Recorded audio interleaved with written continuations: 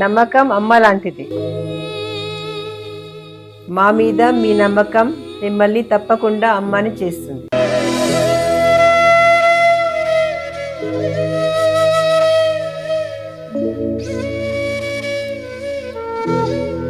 నేడు ఎంతో మంది మా మీద నమ్మకంతో అమ్మాయారు.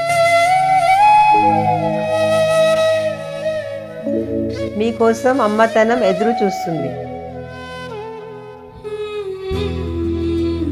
వివరాలకు సంప్రదించండి కిరణ్ ఇన్ఫర్టిలిటీ సెంటర్, హైదరాబాద్, బెంగళూరు, చెన్నై, ఢిల్లీ. మకరం వారికి గనక చూసుకున్నట్లయితే మకర లగ్నము, ప్రధానంగా లగ్నం తెలియని రాశిని చూసుకోండి.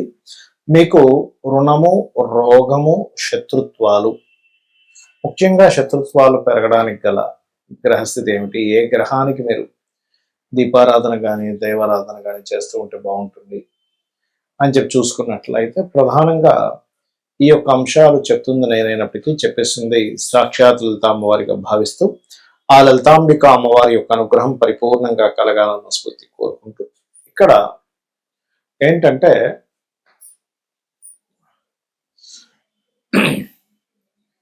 ఈ మకరం వారికి గమనించుకున్నట్లయితే 6th లార్డ్షిప్ కంటే కూడా 11th లార్డ్ బాధకుడు అవుతాడు కుజుడు. సో ఈ కుజుడు ఎప్పుడైతే బాధకుడు అవుతాడో మీరు కుజగ్రహ అంటే కుజరాశుల్లో ఉండేటువంటి గ్రహాలు మరియు అదేవిధంగా కుజుడికి దీనికి సంబంధించిన దానాలు ఇవ్వాలి. అంటే ఏంటి, కందులు దానంగా ఇవ్వడం, రెడ్ కలర్ క్లాత్. అయితే ఎప్పుడు కూడా మీరు ఒక ల్యాండ్ తీసుకునేటప్పుడు మీ కుజుడు బాగుంటే ల్యాండ్స్ వల్ల బాగా కలిసి వస్తుంది.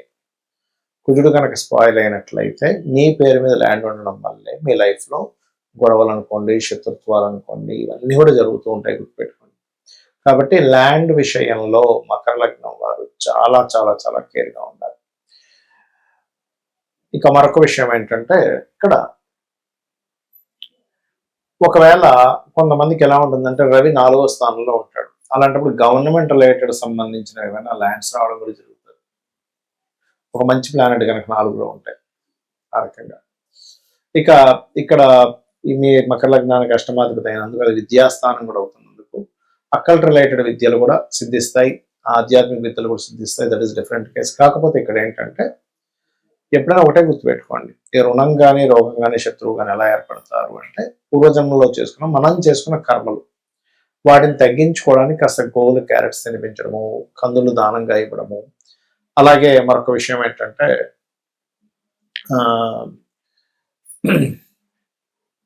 సుబ్రహ్మణ్యేశ్వర స్వామి ఆరాధన చేయడము, లలితా సహస్రనామాల యొక్క శ్రవణం చేయడము, గురుసేవ చేసుకోవడము, వీటి వల్ల మీకు క్లియర్ అవుతాయి సమస్యలు అనేటువంటివి. అయితే ఇక్కడ ఏంటంటే ఒక్కొక్క లగ్నానికి కొన్నిసార్లు 6th హౌస్ అయితే, కొన్నిసార్లు 11th హౌస్, కొన్నిసార్లు 2 హౌసెస్ అని చెప్పాను. ఇక్కడ 6వ అధిపతి అయితే డైరెక్ట్గా మనం లగ్నం నుంచి లెక్క పెట్టుకుని 6వ స్థానం ఎవరో దానికి దానం ఇచ్చేస్తాము. 11వ స్థానం అయితే 11వ అధిపతి ఎవరో దానాన్ని ఇస్తాము. అయితే ఇక్కడ మెయిన్ పాయింట్ ఏంటంటే ఇది లగ్నం నుంచే చూసుకోండి. లగ్నము తెలియదు అనుకునేటువంటి వారు రాశి జోలికి వెళ్ళొచ్చు, అందులో ఎటువంటి సందేహం లేదు. అయితే ఇక్కడ ఇప్పుడు ఒక్కొక్క గ్రహం వల్ల కూడా ఒక్కో రకంగా వస్తూ ఉంటుంది. ఇప్పుడు రవి ఉండి పాడయ్యారు అనుకోండి, తండ్రి మూలంగానే రుణము, తండ్రి మూలంగానే అప్పులు. అదే రవి ఉండి బాగున్నాడు, ఎగ్జాల్టెడ్ హౌస్ అయింది అది. అంటే ఉదాహరణకి ఎలా అంటే ఇప్పుడు వృశ్చిక లగ్నం అయింది అనుకోండి, వృశ్చిక లగ్నానికి 6th హౌస్ లో రవి ఎగ్జాల్టెడ్, పాడవలేదు. అప్పుడేమవుతుంది, ఆయన వల్లనే మీకు బాగుంటుంది కూడా లైఫ్, ఆయన సపోర్ట్ వల్లే బాగుంటుంది. ఇక్కడ ఎంతసేపు రుణము అంటే మనం రుణపడి ఉన్నామా, మనకు రుణపడి ఉన్నారా ఈజ్ మోస్ట్ ఇంపార్టెంట్ థింగ్. ఇలా ఎప్పుడైతే మనకు రుణపడి ఉన్నారు అనేటువంటిది ఎగ్జాల్టెడ్ ప్లానెట్స్ వల్ల వస్తాయి. ఎప్పుడైతే ఇప్పుడు ఎగ్జాంపుల్ అదే శని ఉన్నాడు అనుకోండి, వృశ్చిక లగ్నానికి 6లో శని ఉన్నాడు అనుకోండి, పని వాళ్ళు అంటే వీళ్ళ కింద వర్క్ చేసేటువంటి వర్కర్స్ వల్ల వీళ్ళు ఎక్కువ స్ట్రెస్ అవుతూ ఉంటారు. వాళ్ళ వల్ల ఇలా అవ్వడం, డిస్టర్బెన్సెస్ అవ్వడం, ఇవన్నీ కూడా జరుగుతూ ఉంటాయి అట్లా. అయితే ఇక్కడ ఏంటంటే మెయిన్గా గమనించవలసినటువంటిది ఇక్కడ ఎప్పుడైతే మీకు రవి ఉండి పాడయ్యాడు అప్పుడు గోధుమలు దానంగా ఇవ్వండి. కేజీ-పావు గోధుమలు, రెడ్ కలర్ క్లాత్. ఫస్ట్ అయితే 7 వీక్స్ ఇవ్వండి. వీలైనంత మటుకు సూర్య ఆలయాలకు వెళ్ళండి. తండ్రి యొక్క బ్లెస్సింగ్స్ తీసుకోండి, ఎందుకంటే వాళ్ళతోనే గొడవలు కూడా ఉంటాయి. వాళ్ళతోనే వాళ్ళ మూలంగానే లేదా వాళ్ళ బంధువర్గం మూలంగానే వస్తూ ఉంటారు. అయితే బంధువర్గం మూలంగా రావాలంటే ఎక్కువగా బుధుడు పాడవాలి 6వ స్థానంలో. 6లో కానీ 11లో కానీ బుధుడు పాడైతే అది 11వ స్థానం కూడా పాపైతే, శుభుడైతే కాదు, పాపై పాడైతే గనక ఖచ్చితంగా బంధువర్గాలు అప్పుల వల్లే వస్తూ ఉంటాయి. అప్పుడు ఏంటి, పెసలు ఇవ్వండి. ఒకవేళ చంద్రుడు పాడయ్యాడు, 6వ స్థానంలో ఉన్నాడు లేదా 11వ స్థానంలో ఉండి పాడయ్యాడు, అప్పుడు బియ్యము దానంగా ఇవ్వండి. ప్లస్ గోవులకి కాస్త మీరు ముల్లంగి తినిపించండి, ఖచ్చితంగా బాగుంటుంది. అలా కాకుండా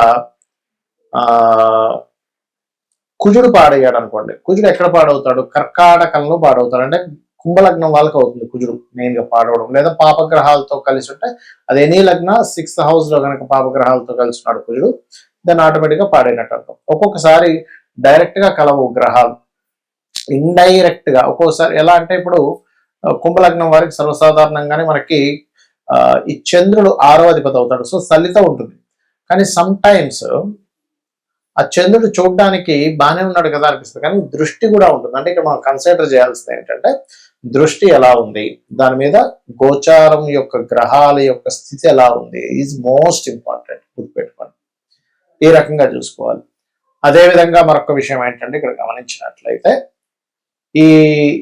ఈ చంద్రుడు మరియు అదేవిధంగా ఏదైతే బుధుడు ఉంటాడో, చంద్రుడు ఉన్నాడో, ఇందాక చెప్పినట్టుగా బంధువర్గం వారు అండ్ అట్లాగే పెసలు దానంగా ఇవ్వడం, బియ్యం దానంగా ఇవ్వడం చేయాలి. ఒకవేళ సమ్ టైమ్స్ గురువు ఉంటాడు పాడైపోయి, అది కూడా ఇప్పుడు మకర రాశిలో గురువు అనుకోండి నీచపడ్డాడు, లేదా గురువు గురుచండాల యోగంలో లేదా పాపగ్రహాలతో ఉన్నాడు, అప్పుడు గురువు పాడయ్యాడు అర్థం.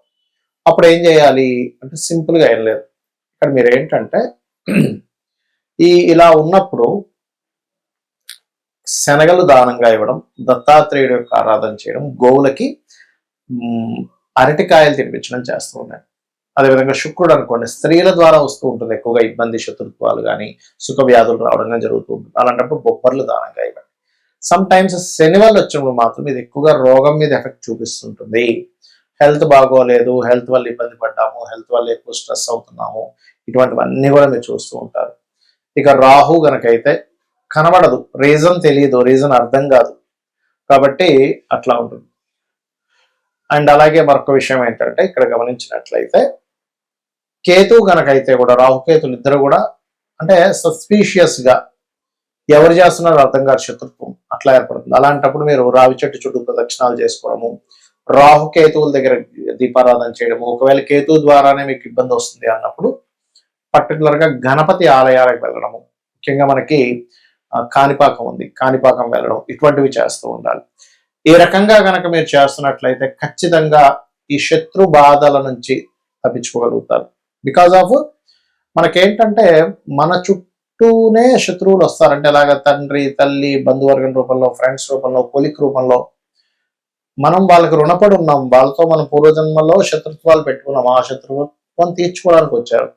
దీన్ని మనం గొడవ పెట్టుకోకూడదు, దాన్ని అర్థం చేసుకొని వీలైనంత మట్టుకు చర్చలతో తగ్గించేసుకోవాలి. అప్పుడే ఈ రెమెడీ చేసుకోవడం ద్వారా మీకు ఈ ప్రాబ్లమ్స్ అనేటువంటివన్నీ కూడా క్లియర్ అవ్వడం జరుగుతుంది, గుర్తుపెట్టుకోండి. సమ్ టైమ్స్ కొంతమందికి దానం ఇవ్వలేని పక్షంలో గోవుకి తినిపించవచ్చు, అయితే నువ్వులు మాత్రం తినిపించొద్దు, నువ్వుల ప్లేస్ లో బెల్లము తినిపించవచ్చు. కొన్నిసార్లు తల్లిదండ్రులు ఇవ్వచ్చు ఈ దానాలు పిల్లల విషయంలో, అంటే పిల్లలకి హెల్త్ ఇష్యూ బాగాలేదు, తల్లిదండ్రులు ఇవ్వచ్చు, పిల్లలకి శత్రుత్వాలు పెరుగుతున్నాయి, తల్లిదండ్రులు ఇవ్వచ్చు. బట్ ఇక్కడ ఏంటంటే దీనికి మంత్రం కూడా ఉంటుంది, ఓం కర్పూర వీటి కామోద సమాకర్ష దిగంతరాయ నమః అని చేసుకోండి. అదేవిధంగా తూర్పు వైపు, ఇంట్లో లైట్ గ్రీన్ కలర్ తూర్పు వైపు వేసి అక్కడ రాముడి యొక్క పట్టాభిషేకం బొమ్మ గనక పెట్టినట్లయితే ఖచ్చితంగా మీకు ఈ శత్రు సంబంధించిన విషయాలని కూడా తగ్గుతాయి. శ్రీమాత్రే నమః.